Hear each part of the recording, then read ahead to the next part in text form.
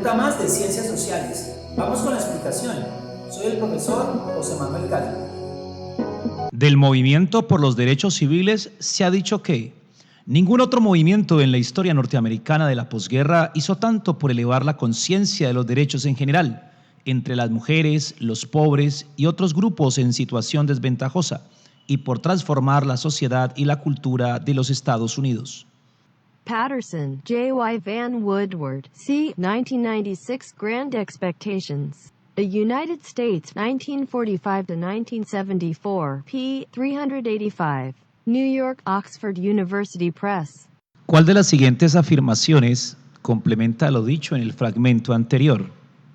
El movimiento de los derechos civiles, si se mira en contraste con colectivos como las organizaciones estudiantiles universitarias o el feminismo, fue básicamente un fenómeno débil, de corta duración e impacto limitado. El movimiento de los derechos civiles denunció la discriminación a la que eran sometidas las comunidades afrodescendientes de los Estados Unidos, ignorando la situación militar que afrontaban otras minorías en el país.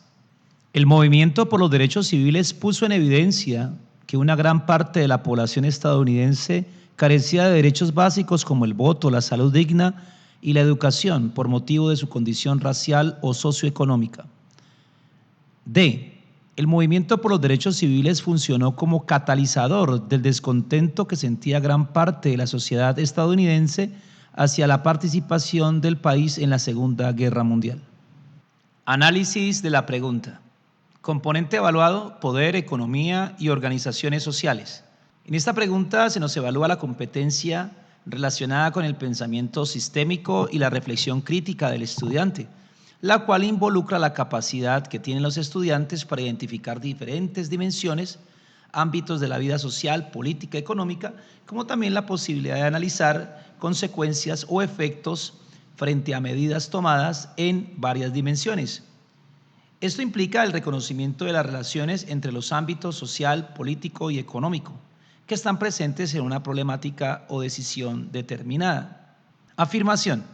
Evalúa hechos trascendentales para la dignidad humana, como la abolición de la esclavitud, el reconocimiento de los derechos de las mujeres, derechos de las minorías, y describe las discriminaciones que aún se presentan.